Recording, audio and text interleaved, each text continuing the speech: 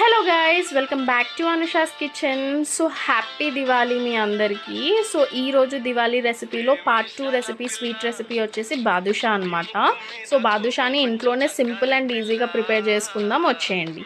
దీనికోసం అయితే 1 cup మైదాలో 1/2 table spoon వంట సోడా, 1/2 టేబుల్ స్పూన్ ఉప్పు, 1 టేబుల్ స్పూన్ నెయ్యి, 1 టేబుల్ స్పూన్ ఆయిల్ వేసేసుకొని వీడియోలో చూపిస్తున్నట్టు పిండిని మంచిగా తడిపేసుకొని ఒక 10 to 15 మినిట్స్ పక్కన పెట్టుకోండి.